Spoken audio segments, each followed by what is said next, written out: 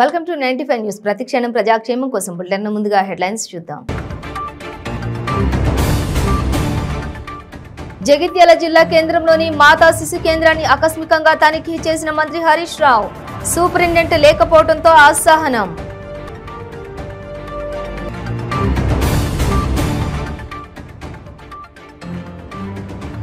సికింద్రాబాద్ ఉజ్జయిని మహంకాళి అమ్మవారిని దర్శించుకున్న ఎంపీ బండి సంజయ్. అమ్మవారి ఆలయంలో ప్రత్యేక పూజలు. సికింద్రాబాద్ పార్సిగుట్టలో మందకృష్ణ మాదిగ మీడియా సమావేశం. వర్షాకాల సమావేశంలో వర్గీకరణపై చట్టబద్ధత కల్పించాలని ప్రధానికి విజ్ఞప్తి చేశామని వెల్లడి.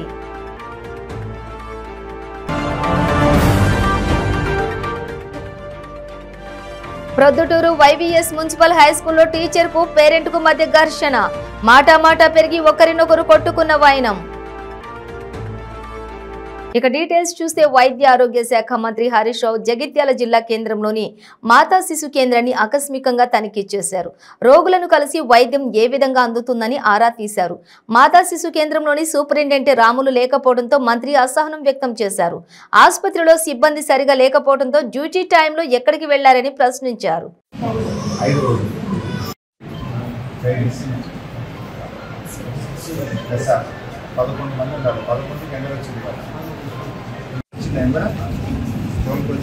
జాయిన్ చేసి డెలివరీ అయినా ఉన్నదా ఆశా వర్కర్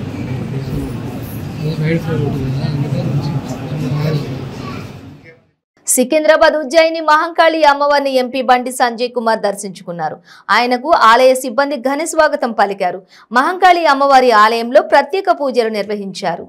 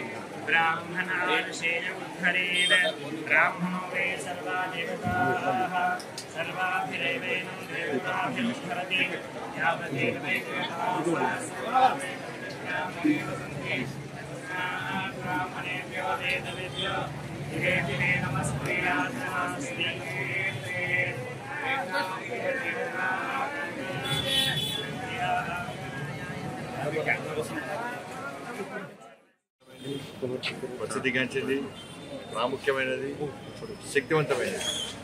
తల్లిని ఏ కోరికలు కోరినా కోరికలు తీర్తాయన్న విశ్వాసం, నమ్మకం ఈ తెలంగాణ రాష్ట్ర ప్రజల్లో పడుతుంది. ఇక బోనాల పండుగ అంటే తప్పకుండా అమ్మవారు దర్శించుకొని పోయినసారి కూడా దర్శించుకోవడం, అంత కూడా దర్శనం చేసుకోవడం.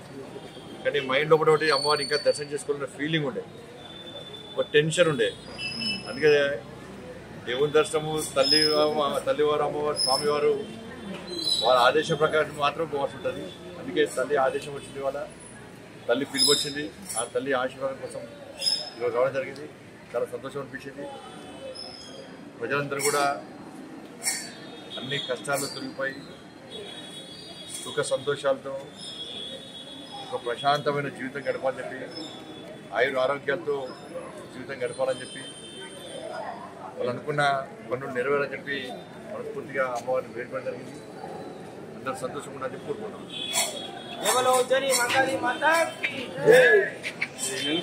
సికింద్రాబాద్ పార్సిగుట్టలోని ఎంఆర్పీఎస్ జాతీయ కార్యాలయంలో జరిగిన మీడియా సమావేశంలో మందకృష్ణ మాదిగ మాట్లాడారు.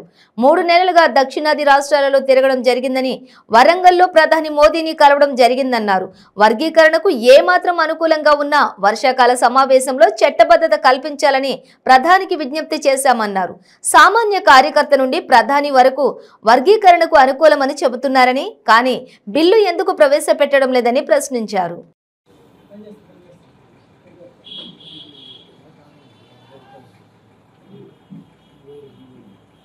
హామీ ఇవ్వడం జరిగింది. ప్రధానమంత్రి అభ్యర్థిగా హామీ ఇచ్చాడు. మంత్రి గారు వచ్చిన సందర్భంగా, మొన్న వరంగల్కు ప్రధానమంత్రి గారు వచ్చిన సందర్భంగా గౌరవ నరేంద్ర మోడీ గారిని వరంగల్లో కలవడం జరిగింది. గౌరవ ప్రధానమంత్రి నరేంద్ర మోడీ గారిని కలిసి వినతి పత్రం వర్గీకరణ తీయడం జరిగింది. నాకు వర్గీకరణ మీద స్పష్టత ఉన్నదని, వర్గీకరణ జరిగి తీరుతుందని, వర్గీకరణ చేస్తామని చెప్పి గౌరవ నరేంద్ర మోడీ గారు మొన్న జూలై 8న వరంగల్ వచ్చిన సందర్భంగా ప్రధానమంత్రి హోదాలో ఎస్సీ వర్గీకరణను చేస్తాము అని చెప్పి హామీ ఇవ్వడం జరిగింది. అంటే గౌరవ నరేంద్ర మోడీ గారే స్వయాన 3 సార్లు హామీ ఇచ్చారు. 2 సార్లు ఇచ్చిన హామీని అమలు చేయలేదు. ముచ్చటగా 3వసారి ఇచ్చిన హామీనైనా అమలు చేయమని కోరుతున్నాం. 2 సార్లు ఇచ్చిన హామీని అమలు చేయలేదు.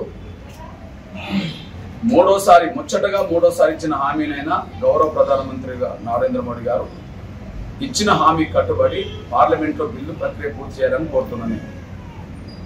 మేమేమి గొంతెమ్మ కోరట్లేదు. షెడ్యూల్ కులాల వర్గీకరణకు అనుకూలంగా మొదటి నుంచి బీజేపీ శ్రేణులు, జాతీయ స్థాయికి ఎదిగిన నేతలందరూ వర్గీకరణకు మద్దతుగానే మాట్లాడుతున్నారు. చివరికి ప్రధానమంత్రి గారు కూడా వర్గీకరణకు అనుకూలంగానే మాట్లాడుతున్నారు. ఇప్పుడు మొన్న వరంగల్లో స్పష్టంగా వర్గీకరణ చేస్తా, అతి తొందరగా చేస్తా అనే మాట 1కి 10 సార్లు గౌరవ నరేంద్ర మోడీ గారు అంటున్నప్పుడు సాక్షిగా ప్రస్తుతం తెలంగాణ బీజేపీ నూతన మళ్ళా అధ్యక్షుడిగా ఎన్నికైన కేంద్ర మంత్రివర్యులైన సోదరులు కిషన్ రెడ్డి గారే సాక్ష్యంగా ఉన్నారు. వర్గీకరణ చేస్తాం, త్వరలోనే చేస్తాం అనే మాట 1కి 10 సార్లు అన్నప్పుడు కూడా గౌరవ కిషన్ రెడ్డి గారు సాక్ష్యంగా ఉన్నారు. 3 సందర్భాల్లో నిజం కాదని చెప్పి గౌరవ నరేంద్ర మోడీ గారు అనలేడు. వర్గీకరణ చేస్తామన్న మాట అనలేదని తమ కూతురిని కొట్టడంతో తల్లి ఉపాధ్యాయురాలతో గొడవ పడింది. ఈ క్రమంలో ఇద్దరు దారుణంగా కొట్టుకున్నారు. ఈ ఘటన ఏపీలోని వైఎస్ఆర్ జిల్లా ప్రొద్దుటూరు వైవిఎస్ మున్సిపల్ హై స్కూల్లో జరిగింది. ఉపాధ్యాయురాలు సునంద విద్యార్థినిని కొట్టడంతో ఆ విద్యార్థిని తన తల్లిని పాఠశాలకు తీసుకుని వచ్చింది. దీంతో పాఠశాలలో గొడవ ప్రారంభమైంది. ఇద్దరి మధ్య మాటామాటా పెరిగి ఒకరినొకరు కొట్టుకున్నారు. ఈ ఘటనపై ఎంజీఓకు విచారణ చేపట్టారు.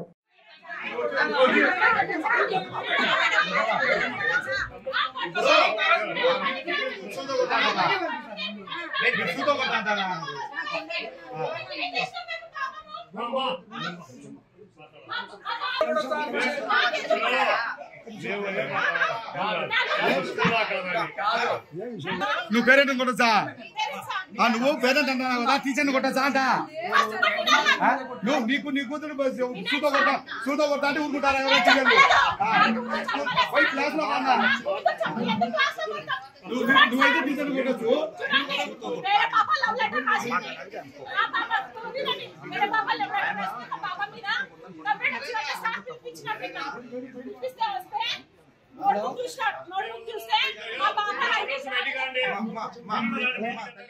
గాజుల శ్రీకాంత్ ఫౌండేషన్ వ్యవస్థాపకులు ఎన్ఆర్ఏ గాజుల శ్రీకాంత్ ఆధ్వర్యంలో మొదటిసారిగా ఫడ్ల లైట్ల వెలుగులోకి క్రికెట్ లీగ్ నిర్వహించడం అభినందనీయమని అన్నమయ్య జిల్లా మదనపల్లె ఎమ్మెల్యే నవాజ్ బాషా కొనియాడారు. మదనపల్లె మిషన్ కాంపౌండ్ నందు మదనపల్లె క్రికెట్ ప్రీమియర్ లీగ్ ను ఎమ్మెల్యే ప్రారంభించారు. ఈ కార్యక్రమంలో municipal vice chairman Jinka Venkata Chalapathi, నిర్వాహకులు గాజుల శ్రీకాంత్ తదితరులు పాల్గొన్నారు.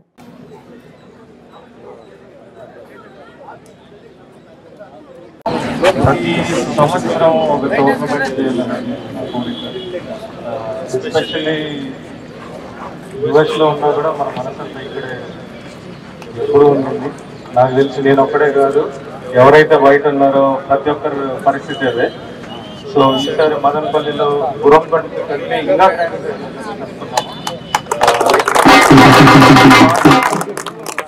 మదనపల్లిలో నేను చేసిన తర్వాత ఇట్లాంటి టోర్నమెంట్స్ ఇంకా కొన్ని జరుగుతాయి తప్పకుండా అనుకుంటున్నాను. So all the best to all the players and thank you to organiser.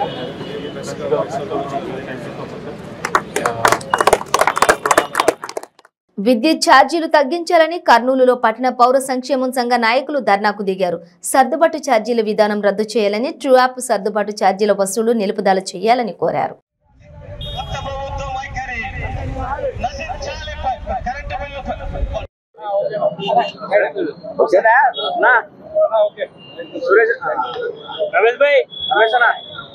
రాష్ట్ర ప్రభుత్వము ప్రతిరోజు కరెంటు ఛార్జీలు పెంచుతున్నట్లుగా కనిపిస్తా ఉంది. కరెంటు ఛార్జీ ఒకటి పెంచితే పర్వాలేదు, 6 రకాల కరెంటు ఛార్జీలు పెంచుతున్నారు. ఏమంటే డ్యూటీ అంటారు, అడ్జస్ట్మెంట్ అంటారు, బొగ్గుతో తయారు చేసినవు అంటారు, లేదా పోయిన నెల మీరు ఎక్కువ కరెంటు కాల్చినారు కాబట్టి ఏసీడీ అంటారు. 15,000 కరెంటు బిల్లు వస్తే 31,000 ఏసీడీ కట్టమని బిల్లులు వచ్చాయి. అంటే ప్రజలు పట్టణ ప్రాంతాల్లో లేదా ఆంధ్ర రాష్ట్రంలో ఉండడం ఇష్టం లేదా ఈ ప్రభుత్వానికి? మొత్తం వ్యాపార సంస్థలు మూతపడే పరిస్థితి వచ్చేసింది. మధ్యతరగతి ప్రజలు, వ్యాపారస్తులు దివాలా తీస్తా ఉన్నారు. హోటళ్లు బంద్ అవుతా ఉన్నాయి, చిన్న పరిశ్రమలు బంద్ అవుతా ఉన్నాయి. కాబట్టి ముఖ్యమంత్రి గారికి మేము పట్టణ పౌర సంక్షేమ సంఘంగా మనవి చేస్తా ఉన్నాం. అయ్యా, నవరత్నాల పేరుతో నువ్వు మంచి కార్యక్రమాలు చేసి ఉండొచ్చు, కానీ అంతకంటే ఎక్కువ కూడా ముంత పెట్టి చెమ్మెత్తికెళ్ళినట్లుగా ప్రభుత్వ విధానాలు ఉన్నవి.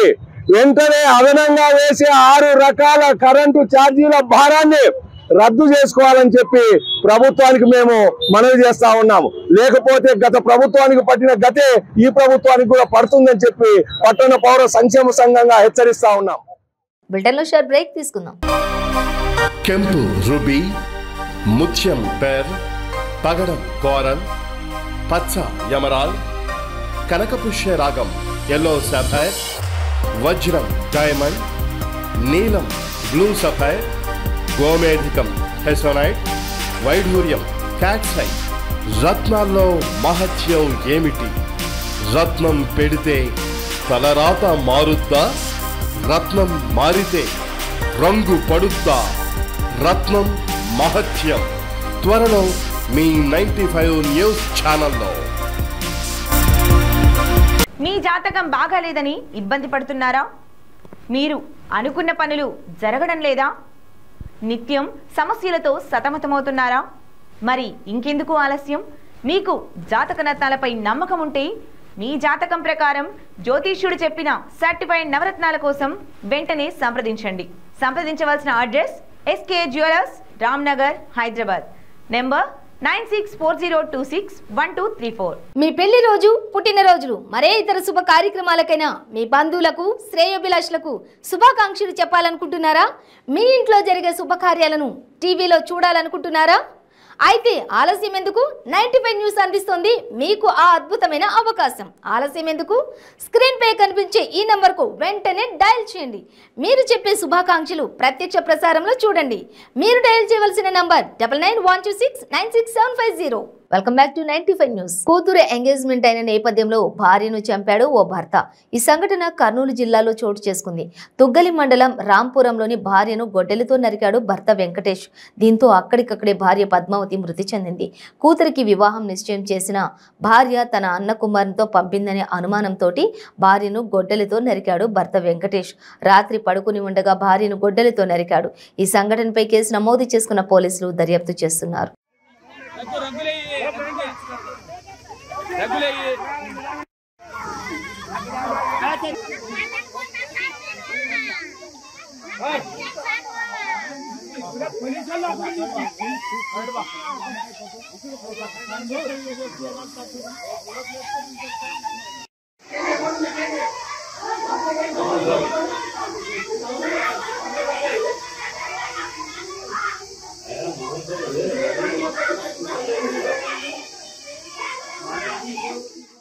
నిజామాబాద్ జిల్లాలోని రేంజల్ ఆదర్శ పాఠశాలకు చెందిన 2 10వ తరగతి విద్యార్థినులు అదృశ్యమయ్యారు. వీరు కనిపించడం లేదని విద్యార్థినుల తల్లిదండ్రులు ఫిర్యాదు చేశారు.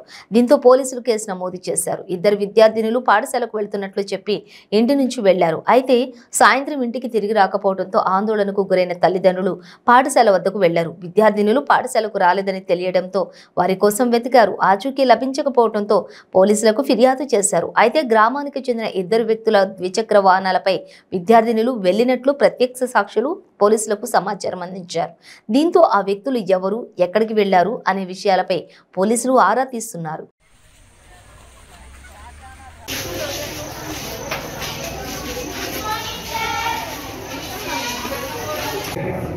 మా పాఠశాల నుంచి ఇద్దరు అమ్మాయిలు కనబడలేదని చెప్పేసి నాకు నైట్ 10:30కి కాల్ వచ్చింది. తర్వాత ఏం జరిగిందని నేను క్లాస్ టీచర్స్కి కనుకోగా వాళ్ళు అసలు స్కూల్కి ఆ రోజు రాలేదని చెప్పేసి చెప్పడం జరిగింది. తర్వాత మరి మిస్ అయినట్టుగా మరి వేరే పేరెంట్స్ కానీ మరి పోలీస్ వాళ్ళు కానీ నాకు కాల్ చేయడం జరిగింది. ఏం జరిగిందనే విషయాన్ని నేను కూడా తెలుసుకుంటున్నాను. మరి ఆ పిల్లలు ఎట్లా మిస్ అయ్యారు, మరి స్కూల్కి అయితే వాళ్ళు రాలేదు, ఇంటి నుంచి అయితే స్కూల్కి వెళ్తున్నా అని చెప్పి చెప్పారంట. కానీ స్కూల్లో మాత్రం వాళ్ళు అటెండ్ అవ్వలేదు. తర్వాత వాళ్ళు మిస్సింగ్ అని చెప్పేసి మాకు తెలియడం జరిగింది. పశ్చిమ గోదావరి జిల్లా పాలకొల్లులో ఆక్వా రైతుల ఆత్మీయ సమావేశంలోని నూతన రైతు కమిటీ ఏర్పాటు చేసుకున్నారు.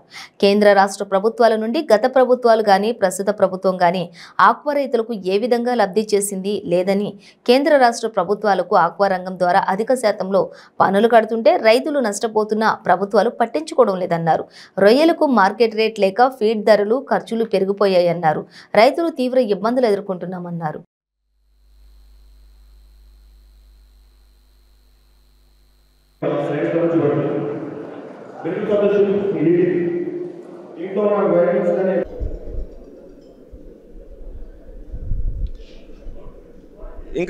గత 4 రోజుల క్రితం 100 కౌంటు 180 రూపాయలు.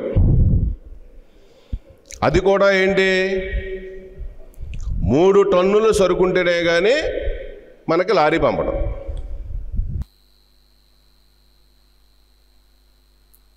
ఓవరాల్గా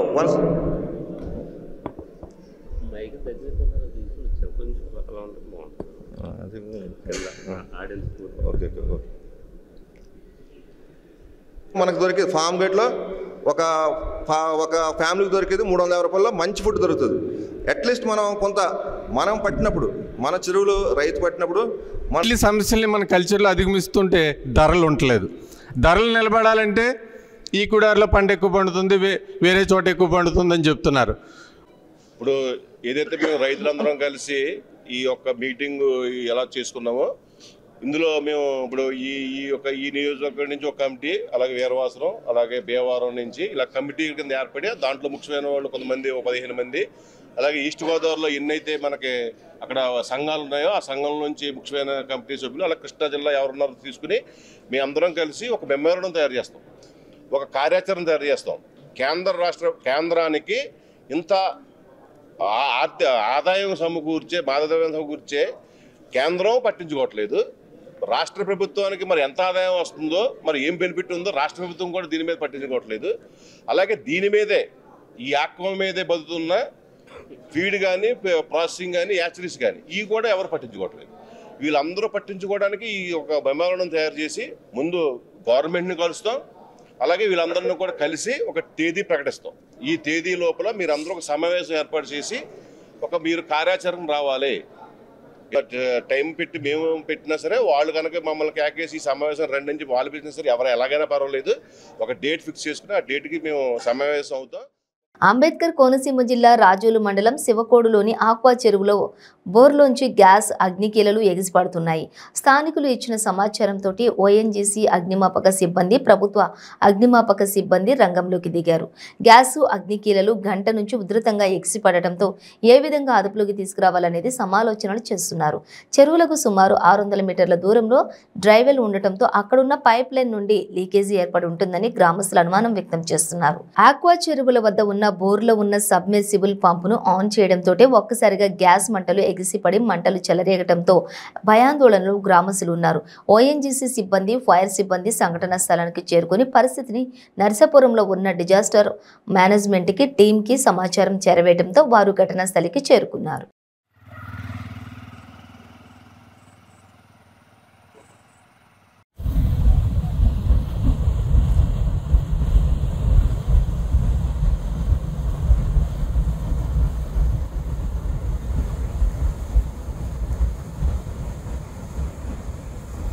శివకోడు మట్ల అంటే బోను దగ్గర శివకోడు పరలో వైఎన్జీసీ సంబంధించింది మాలిది బోరు, చెరువు బోరు అంటున్నారు. కానీ దాని పక్కన ఇక్కడ వైఎన్జీసీ పైప్ ఉందని ప్రజలు బెంబేలు అయిపోతున్నారు. కానీ ఇది నర్సాపురం నుంచి వచ్చి దీన్ని కంట్రోల్ చేసి ఈ బోరు మోస్తారని చెప్తున్నారు. కాబట్టి దీని వెంటనే డిపార్ట్మెంట్ వచ్చి దీన్ని కంట్రోల్ చేయకపోతే ప్రజలు ఇంకా ఇబ్బందులు పడతారని నేను మీ అందరికీ కూడా ఈ వైఎన్జీసీ అధికారులు తక్షణం దీన్ని వెత్తి ప్రాంతంలో దీన్ని చర్యలు తీసుకోవాలని నేను మనవి చేసుకుంటున్నాను. లేదంటే చాలా ఇబ్బందులు గురవుతామని ఊరు ఇబ్బందులు గురవుతుందని నేను చెప్పడం జరుగుతుంది. ఈరోజు ఉదయం 6:50 మాకు ఇలాగా చెరువుల దగ్గర బోర్లోంచి గ్యాస్ వచ్చి ఫైర్ అవుతుందని చెప్పేసి మాకు మెసేజ్ వచ్చింది. వెంటనే మేము బయలుదేరి ఈ స్పాట్కి వచ్చి చూసామండి. అక్కడ అది మేము మా CO2 DCP అనే ఎక్స్టెన్షన్లతో ట్రై చేసి ఆపడానికి చూసాం. ఏం ఆపలేదండి. ఫోర్స్ ఎక్కువ అవడం వలన అవి సరిపోలేదండి. ఇప్పుడు వెంటనే ఓఎన్జీసీ కూడా ఇంటిమేట్ చేసాం. వారు వచ్చి దీని విషయం అన్నీ తెలుసుకుని ఇది బోరు వాళ్ళ ఓఎన్జీసీ పైప్ లైన్ అనుకున్నాం మేము, కానీ ఓఎన్జీసీ పైప్ లైన్ ఏం కాదు. ఇది గతం 6 మాసాల ముందు బోర్ వేసారటండి. ఆ బోర్ వేసిన కింద కూడా ఎలక్ట్రికల్ సప్లై మోటార్ ఉంటుంది. దానివల్ల ఏమైనా ఫైర్ అయిందేమని వారు అనుమానిస్తున్నారు. ఈ సమాచారం వెంటనే మా DCF అందరికీ తెలియపరిచాం. MRO పోలీసు వారికి కూడా తెలియపరిచామండి. వెంటనే ఓఎన్జీసీ వారు కూడా పిలిచడంతో వారు వచ్చి వారు కూడా ప్రయత్నం చేశారు. CO2 వాళ్ళు పెద్ద ఎక్స్టెన్షన్తో DCP ఇచ్చి ఆర్పడానికి ప్రయత్నం చేశారు. అది అవ్వలేదు. ఇప్పుడు ఓఎన్జీసీ నరసాపురం నుంచి ప్రత్యేకమైన బ్లోఅవుట్ టీం వచ్చి దీన్ని పరిశీలించి ఎలాగా మొత్తం గ్యాస్తో సైతంగా ఆర్పి విధానం వాళ్ళు ఆలోచించి చేస్తారని చెప్పేసి తెలియపరిచారు. దీనివల్ల ప్రమాదం ఉందంటారా? ఇప్పుడు చుట్టుపక్కల ఏమి చెట్లకి అట్లకి ఏమైనా ఉంటే ప్రమాదం తప్పండి. ఇప్పుడు ప్రస్తుతం అయితే ఇక్కడ ఎవరో నివాసాలు లేరు కాబట్టి ఎవరికి ఏ ప్రమాదం లేదు. కంట్రోల్ అవుతుందంటారా? కంట్రోల్ అవుతుంది. ఓఎన్జీసీ కాదు, ఇది ఓఎన్జీసీ కాదండి, భూమి నుంచి వచ్చిన gas. Mega hero Sai Dharam Tej bro cinema దర్శకుడు సముద్రకని తిరుమల శ్రీవారిని దర్శించుకున్నారు. పవర్ స్టార్ పవన్ కళ్యాణ్ సాయి ధరమ్ తేజ్ ప్రధాన పాత్రలో నటించిన చిత్రం బ్రో ఈ సినిమా జూలై 8న ప్రేక్షకుల ముందుకు రానుంది. ఈ సందర్భంగా శ్రీవారిని దర్శించుకున్నట్లు సాయి ధరమ్ తేజ్ తెలిపారు.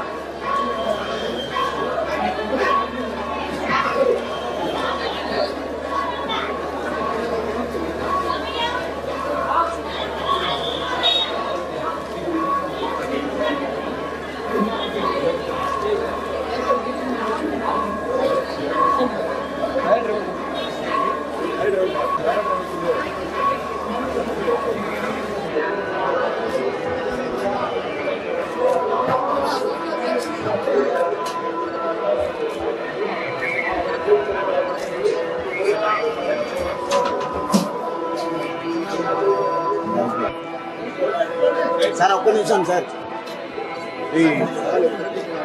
Sir 1 second. ఇప్పుడు అర్జెంటా? Okay sir.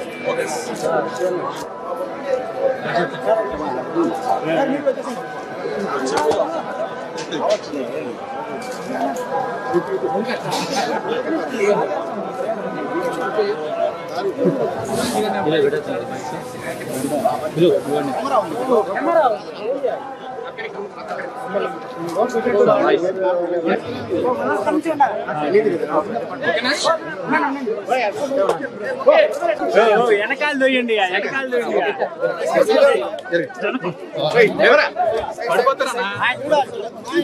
అలవాటేలే గురు, మమ్మల్ని కాదు.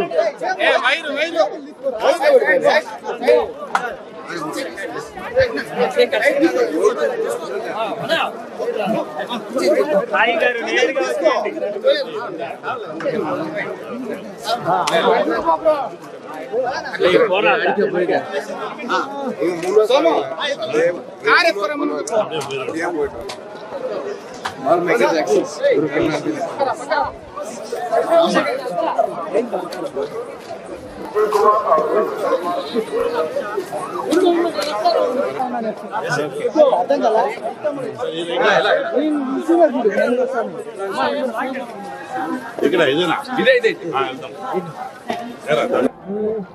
ప్రతి సినిమాకి రావడం నాకు అలవాటు అండి, శివాన్ని దర్శించుకోవడం. సో ఈ సినిమాకి మళ్ళీ వచ్చాను, ఆయన దర్శించుకున్నాను, ఆయన బ్లెస్సింగ్స్ తీసుకున్నాను. ఇంత ముందర సినిమా కుదరలేదు బిజీ షెడ్యూల్ వల్ల. ఈ సినిమా కూడా 80% రావాలని చెప్పి నేను కోరుకొని నేను వచ్చానండి. సో శివారి దర్శనం అయింది, ఆయన బ్లెస్సింగ్స్ తీసుకోవడం అయిందండి. సో దానికోసం వచ్చానండి. Thank you sir. ప్రస్తుతానికి ఈ సినిమా గురించి ఆలోచిద్దామండి. నెక్స్ట్ సినిమా చెప్తా, మళ్ళీ వస్తా.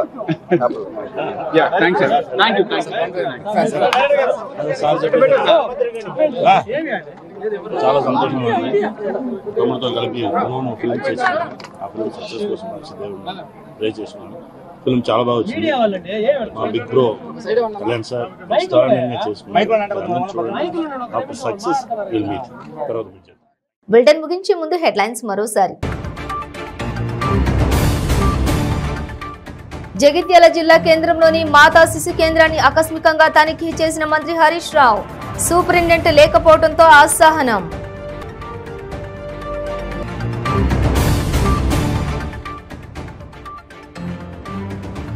సికింద్రాబాద్ ఉజ్జయిని మహంకాళి అమ్మవారిని దర్శించుకున్న MP Bandi Sanjay.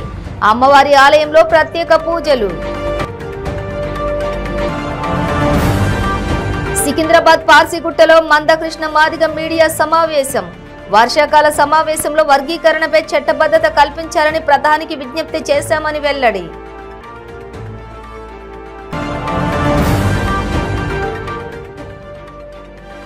Proddatur YVS municipal హైస్కూల్లో teacher కు పేరెంట్ కు మధ్య ఘర్షణ. మాటామాటా పెరిగి ఒకరినొకరు కొట్టుకున్న వైనం. ఇవి బులెటిన్ డీటెయిల్స్. చూస్తూనే ఉండండి 95 న్యూస్.